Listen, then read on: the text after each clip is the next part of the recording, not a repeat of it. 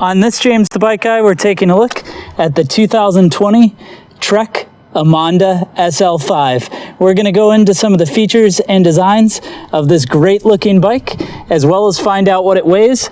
But before we get started, be sure to hit the subscribe button. That way you can see more videos like this into the future. So the Emonda SL5 is the 105 level carbon Emonda from Trek. Lightweight performance road bike that's going to be most focused on lightweight as well as speed.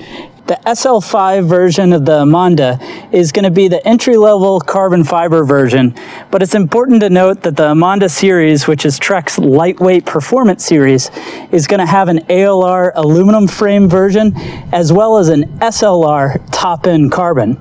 Now, a neat thing with the SL5 is even though this is the beginning to get into carbon from Trek, the SL frame still exists. So this is 500 series carbon fiber with internally routed cables.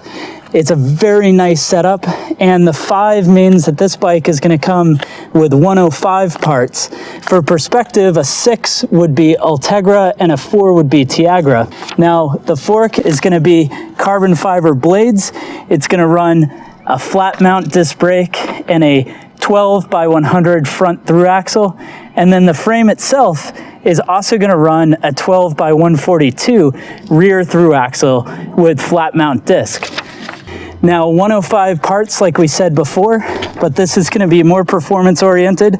So it's going to have the 105 R7000 rear derailleur, made it up to 105 R7000 1128 cassette. And then that's going to go up to the 105 R7000 crankset with a 50-34 chainring size. So a pretty nice setup there. A thing to mention while we're down here is this bike is Trek Duo Trap, is Bontrager Duo Trap S compatible, meaning you can actually get an integrated speed and cadence sensor added onto the bike. It's of course going to run hydraulic BR 7000 flat mount disc brakes, and it's going to be shifted using a hydraulic shift lever. This is a place that some of the competitor bikes are not doing a full hydraulic setup, and it's really nice to see that Trek's done that. Now on the cockpit's going to be a short and shallow Comp VRC Bontrager handlebar. It goes to a blender stem, which is a nice lightweight stem with a 7-degree rise. And then you'll notice on the top, it's actually going to have this blender mount. Blender mount allows you to attach your cell phone. They also have mounts for lights and cameras, all that kind of stuff. Really nice integration.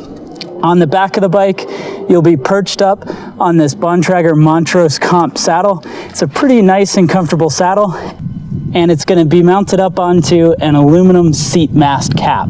So that's the interesting thing about this bike, is instead of having a traditional seat post that would go in, it runs a lighter weight and more compliant seat mast. So the carbon frame comes up and then the cap goes on top.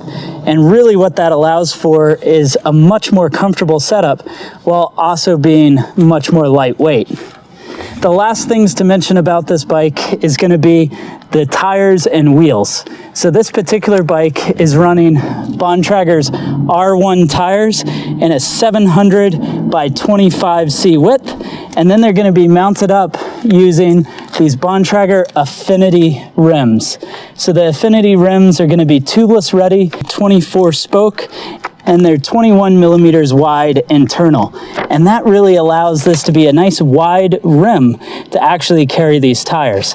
So it ends up being a great starting point for a carbon fiber 105 level performance bike. So now that we've taken a look at the bike, let's go ahead and find out what it weighs. The Trek Emonda SL5 in a 52 centimeter comes in and weighs 19.58 pounds.